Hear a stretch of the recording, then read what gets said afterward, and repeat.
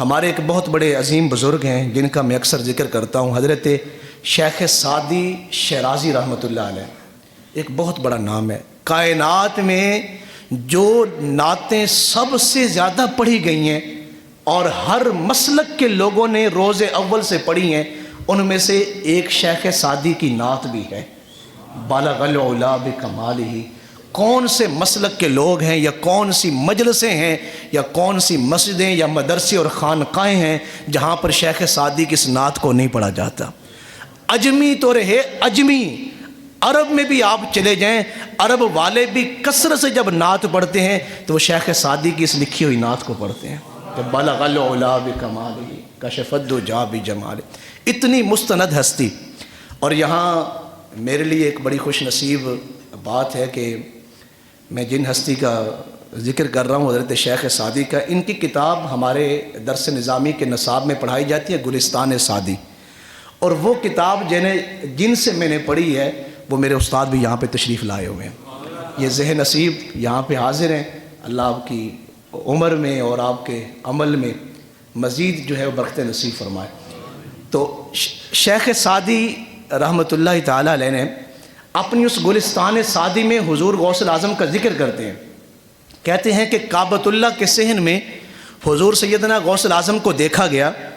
کس حال میں دیکھا گیا کہ انہوں نے کنکریوں کے اوپر سر کو رکھا ہوا ہے، مبارک سر کو، اور رو رہے ہیں، اور اس قدر رو رہے ہیں کہ پورے صحن حرم میں جتنے لوگ تھے وہ آپ کی طرف متوجہ ہیں کہ یہ کون سا شخص ہے جو اس قدر اللہ کے حضور گڑ گڑا رہا ہے اور اللہ کے حضور رو رہا ہے، یا کون سے اتنے بڑے گناہ اس شخص نے کر لیے ہیں کہ اس کے آنسوں اور ہجکیاں جو ہیں وہ رک نہیں رہیں، تھم نہیں رہیں۔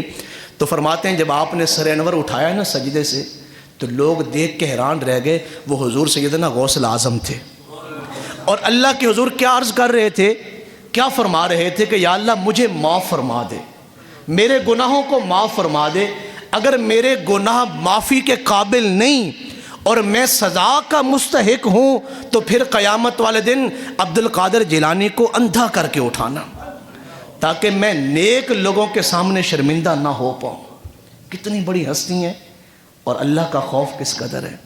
ہمارے ہاں لوگ یارویں بھی کھائی جاتے ہیں، ختم بھی دلوائی جاتے ہیں، حضور غوث الاعظم کا وہ نعرہ غوثیہ بھی لگائی جاتے ہیں، اور پھر سود کا کام بھی کر رہے ہیں، رشوت بھی لے اور دے رہے ہیں، جھوٹ بھی بول رہے ہیں، چغلیاں بھی کر رہے ہیں، غیبت بھی کر رہے ہیں، اور پھر خود کو کہلواتے بھی ہیں کہ ہم قادری سلسلے سے ہیں، ہم حضور سیدنا غوث الاعظم سے بڑی محبت کرتے ہیں۔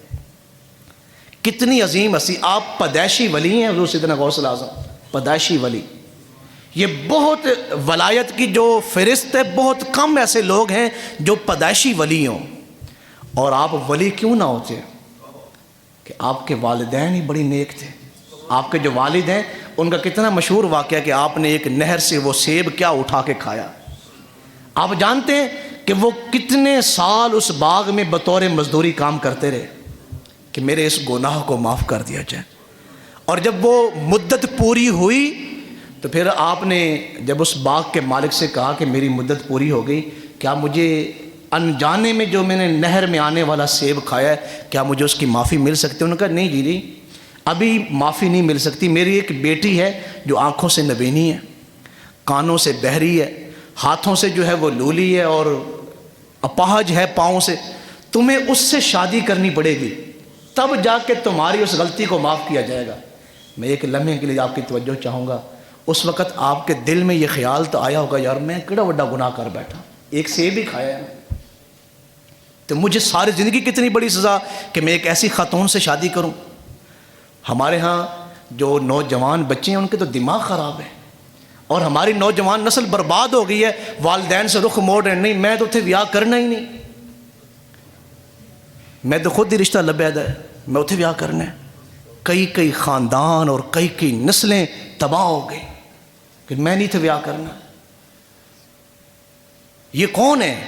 یہ حضور سیدنا غوث الاعظم کے والد۔ ایک سیب کیا کھایا ہے کہ 12 سال اس باغ میں باغبانی بھی کی ہے، پانی ڈالا ہے اور اس کی وہ صفائی کی ہے، اس کا خیال رکھا ہے۔ 12 سال کے بعد ایک سیب کھانے کی سزا کیا سنا رہے ہیں؟ آپ میری اس بیٹی سے شادی کریں جو آنکھوں سے نبینی ہے۔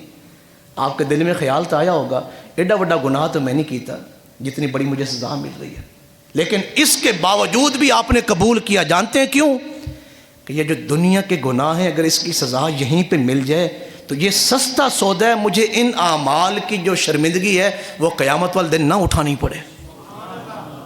آپ نے پھر اس خاتون سے شادی کیا. وہ تو بعد میں راز کھلا کہ جب آپ پاس گئے تو وہ انتہائی حسین اور خوبصورت اور صحت مند نوجوان عورت لڑکی تھی. آپ فوراً باہر بھاگے تو آپ کے سسر جی نے کہا گھبرائے نہیں, یہ میری بیٹی ہے, یہ جو میں نے تم سے کہا تھا نا کہ آنکھوں سے نبین ہے, اس نے کبھی غیر محرم کو نہیں دیکھا جب سے ہوش سنبھالا ہے. اس کے قدم کبھی گھر سے باہر نہیں لگے, اس کی کانوں نے کبھی غیر محرم کی آواز نہیں سنی. اس لیے میں نے یہ ساری باتیں کہی تھیں.